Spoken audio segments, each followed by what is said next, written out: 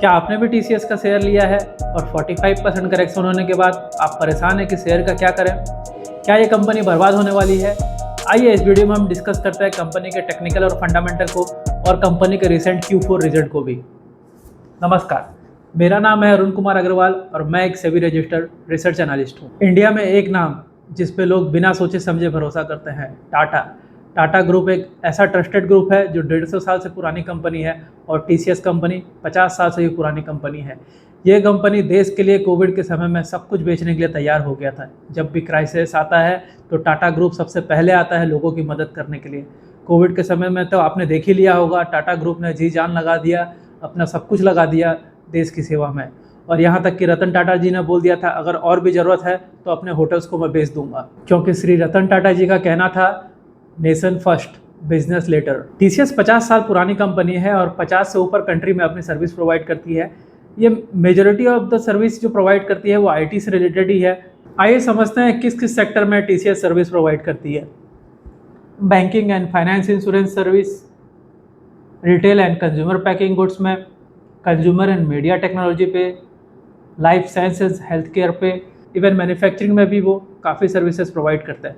इन सब सेक्टर को किसी भी अगर आईटी सर्विसेज की ज़रूरत होती है, कस्टमाइज कोई सॉफ्टवेयर की सर्विस की ज़रूरत होती है, या किसी भी तरह की एआई से रिलेटेड भी किसी टेक्नोलॉजी की अभी हाल फिलहाल में जैसे बहुत डिमांड आ रहा है, तो वो कस्टमाइज़ करके देते हैं, इवन वो इंडिया के क्लाइंट हो या दूसरे कंट्री के क्लाइंट हो। और टीसीएस की सबसे अच्छी बड़ी बात यह है कि वो हर साल बहुत सारे बच्चों को कैंपस से प्लेसमेंट एलोकेट करते हैं। हज़ारों बच्चों को प्लेसमेंट मिलता है और 6 लाख से भी ऊपर एम्प्लॉय टीसीएस के अंदर में काम करते हैं। अभी रिसेंटली न्यूज़ आया था कि कुछ 30,000 एम्प्लॉय को फायर कर दिया गया है।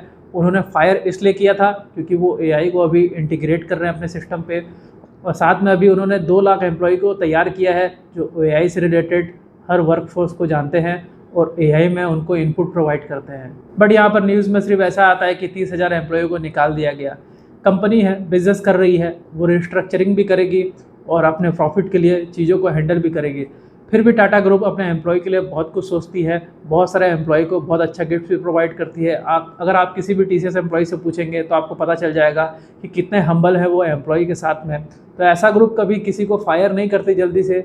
हाँ, वो 30,000 एम्प्लॉय को जो निकाला गया था उसके अगेंस्ट में काफ़ी एम्प्लॉय को हायर भी किया गया था, ताकि वो एआई से रिलेटेड जो भी अभी टेक्नोलॉजी चल रही है उसे अडॉप्ट कर सकें। आइए अब समझते हैं कंपनी के टेक्निकल और फंडामेंटल को। उसके बाद मैं आपको मेरा पॉइंट ऑफ व्यू दूंगा कि टीसीएस जैसे शेयर में अभी करंटली क्या करना चाहिए। अगर आप परचेज करने की सोच रहे हैं या होल्ड करने की सोच रहे हैं या सेल करने की सोच रहे हैं तो ज़रूर इस टेक्निकल और फंडामेंटल को चेक कीजिए, उसके बाद ही अपना कंक्लूजन लीजिएगा। टीसीएस का हम फंडामेंटल देखते हैं। टीसीएस का मार्केट कैप है 9 लाख करोड़ का। अभी ये 45% करेक्शन हो गया, अदरवाइज इसका मार्केट कैप यहाँ 14 लाख करोड़ का हुआ करता था। स्टॉक का पी है 17, काफ़ी नॉमिनल है। डेप्ट टू इक्विटी 0.11, मतलब काफ़ी कम है। ये और भी ले सकते हैं डेप्ट अगर चाहें एक्सपेंशन के लिए। प्राइस टू बुक वैल्यू 8.3 है, ये थोड़ा सा ज़्यादा है, बट लार्जेस्ट कंपनी है उसके हिसाब से हम इस पॉइंट को गुड पॉइंट के हिसाब से भी ले सकते हैं। करेंटली ये ट्रेड कर रहा है 2473 रुपये में, और ये मैं रिकॉर्ड कर रहा हूँ आज 13 अप्रैल के दिन में। इसका बुक वैल्यू है 296 का। इंडस्ट्री का पी है 22 का, तो इंडस्ट्री के पी से सस्ता ही है। चलिए अब हम इसका पी रेशियो देखते हैं।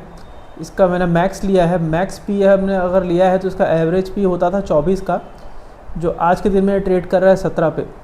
और ये डेटा मैं जो आपको शो कर रहा हूँ ये 2007 से मतलब शो कर रहा हूँ, लगभग ये 20 साल हो गया। 19-20 साल में ये एकदम लोएस्ट पॉइंट पे है, 17 के पी पे, काफ़ी सस्ता है।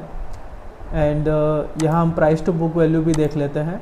अगर मैक्स आप प्राइस टू बुक वैल्यू देखेंगे तो 9.44 होता था एवरेज में, और अभी ये ट्रेड कर रहा है 8.1 पे, तो उस हिसाब से भी ये काफ़ी सस्ता है। अब कंपनी का हम प्रॉफिट एंड लॉस देखते हैं। अगर प्रॉफिट और लॉस आप देखेंगे तो कंटिन्यूस यहाँ पर ग्रोथ हुई है। कभी कभी ये बीच में कुछ साल के लिए स्टेबल हो जाता है लगभग, बट उसके बाद फिर से ये बाउंस बैक होता है, क्योंकि उस समय पर रिस्ट्रक्चरिंग होती रहती है कंपनी में। जो नए नए टेक्नोलॉजी आते हैं, जैसे अभी एआई का चल रहा है, तो कुछ समय तक ये पॉज रहता है, थोड़ा स्लो रहता है, फिर बाउंस बैक होता है। नेट प्रॉफिट में भी आप देखेंगे तो सेम चीज़ ऐसा ही होता है, कुछ टाइम तक ये स्टेबल था, फिर बाउंस हुआ यहाँ से। तो ये चीज़ें होते रहती है। बैलेंस शीट यहाँ देखेंगे तो कंपनी के पास खुद का पैसा रिजर्व जो है वो 1,07,000 करोड़ और 362 करोड़ का है। और इसमें बोरिंग 11,000 करोड़ का है, जो मैंने बताया था 0.11 काफ़ी कम है। इनको अगर एक्सपेंशन के लिए पैसा चाहिए तो और पैसे भी ले सकते हैं। अब ये बहुत इंटरेस्टिंग चीज़ है यहाँ पर इनसाइट्स में अगर आप देखेंगे तो total annualise AI service revenue इनका 1.8 है एंड नंबर ऑफ एम्प्लॉय भी इन्होंने दिया है। AI स्किल्स से जो लोग मतलब काम कर रहे हैं उन्होंने हायर किया है। मार्च में 2024 में इनके पास 1,10,000 थे, अभी 2,17,000 एम्प्लॉय इनके पास ऐसे हो चुके हैं। तो ये और नंबर ऑफ एम्प्लॉयज़ को एड ऑन कर रहे हैं एंड इनके क्लाइंट्स भी कंटिन्यूसली बढ़ते ही गए हैं। होल्डिंग्स की बात करते हैं तो प्रमोटर ने अपना होल्डिंग लगभग इंटैक्ट ही रखा है 71.77 का। FIs ने भी काफ़ी पैसा लगाया है, होल्डिंग्स रखते हैं 10.37% का।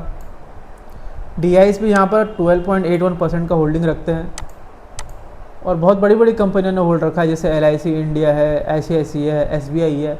इन सबको पता है कि कंपनी अच्छी है, ये बेवकूफ़ नहीं है। अभी LIC को भी आप देखेंगे तो उन्होंने स्टेक बढ़ाया है, जबकि शेयर में इतना करेक्शन हो रहा है। अगर सही में ऐसे इशू होते तो क्या वो ऐड ऑन करते? नहीं करते। अगर हम यहाँ पर नियर बाय में देखें वीकली चार्ट पैटर्न पे, तो यहाँ पर एक सपोर्ट थी जो कि टूट चुकी है। ये सपोर्ट जो होती है वो प्रॉपर है, ऐसे सपोर्ट नहीं होती है, वो एक रेंज होती है। अगर आप इस रेंज को लेंगे तो ये रेंज यहाँ से टूट चुकी है।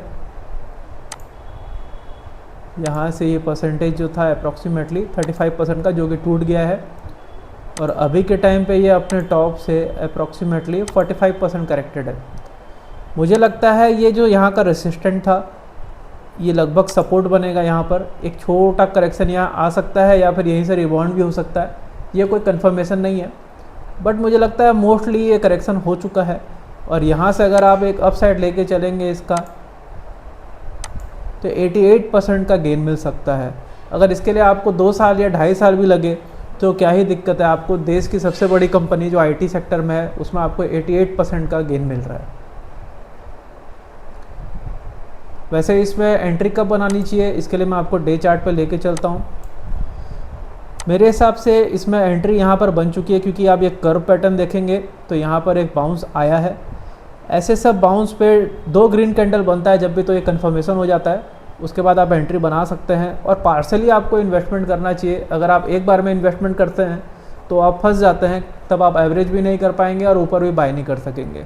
ये सब टेक्निकल और फंडामेंटल देखने के बाद आपको समझ में आ गया होगा कि कंपनी के फंडामेंटल में कोई दिक्कत नहीं है। अभी कंपनी में रिस्ट्रक्चरिंग चल रही है AI के चलते, और सबसे बड़ी बात है कि TCS ऐसी कंपनी जो इंडिया की लार्जेस्ट IT कंपनी है वो कंसिस्टेंट अपना ग्रोथ दिखा रही है। हाँ, बीच बीच में ग्रोथ पॉज जरूर होता है, बट वापस से वो कमबैक करते हैं। और अगर आप एवरेज देखेंगे तो एवरेज हमेशा से अच्छा ही है और ग्रोथ ही है। अब बहुत सारे लोगों का ये डर है कि AI आ रहा है तो IT कंपनीज बर्बाद हो जाएगी। अगर ऐसा ही होता तो TCS ऐसी कंपनी जो IT कंपनी है वो खुद बर्बाद होने के लिए AI पे इन्वेस्टमेंट तो नहीं करती, वो खुद ही AI पे इन्वेस्टमेंट कर रहे हैं।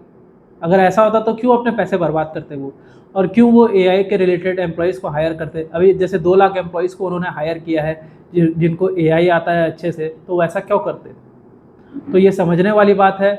नॉइज़ पे ना जाएं, न्यूज़ पे ना जाएं, अपना लॉजिक लगाएं और इन्वेस्टमेंट करें। एंड में मैं आपको मेरा कंक्लूजन देता हूँ, ये टोटली मेरा पॉइंट ऑफ व्यू है। इवन तो मैं सेबी रजिस्टर्ड रिसर्च एनालिस्ट हूँ, बट आप अपने फाइनेंशियल एक्सपर्ट से ज़रूर पूछिएगा कि आपको क्या डिसीजन लेना है। ये ओवरऑल पोर्टफोलियो के हिसाब से भी डिपेंड करता है कि क्या डिसीजन लेना चाहिए। बट लेकिन अगर मैं आपके जगह होता तो मैं क्या करता हूँ, ये उसी पॉइंट ऑफ व्यू से मैं आपको बताता हूँ। अगर मैं पहले से होल्ड करता TCS और मेरी प्राइस अगर 3500 की एवरेज होती या 4000 की, तो डेफिनेटली मैं एक छोटा सा अमाउंट लगा के अभी उसे एवरेज करता, क्योंकि TCS जैसी कंपनी डेफिनेटली मेरे हिसाब से कम बैक करेगी। हाँ, अगर मैं फ्रेश बाइंग का सोचता तो अभी वेट करता और रिबाउंड पे पार्सली इन्वेस्ट करता। TCS जैसी कंपनी एक गोल्डन कंपनी है। हर म्यूचुअल फंड में आप देखेंगे तो TCS में इन्वेस्टमेंट किया गया है। क्या उन्हें डर नहीं लगता? क्या उन्हें नहीं लगता कि AI बर्बाद कर देगा IT कंपनीज़ को? अगर ऐसा होता तो वो पैसा निकाल लेते और IT कंपनीज़ में इन्वेस्टमेंट नहीं करते। तो मेरी मानिए, आप सोच समझ के इन्वेस्टमेंट कीजिए, किसी के बोलने पे या किसी न्यूज़ पे ना जाएं। कंपनी बहुत अच्छी है, टाटा ग्रुप की है, बहुत ट्रस्टेड कंपनी है। अगर आपको किसी और शेयर का एनालिसिस करना है तो नीचे कमेंट पे लिखिए, मैं अपने नेक्स्ट वीडियो में उसे ऐड करने की ज़रूर कोशिश करूँगा। और अगर आपको ऐसे वीडियो पसंद आते हैं तो मेरे चैनल को सब्सक्राइब कीजिए। वीडियो देखने के लिए धन्यवाद।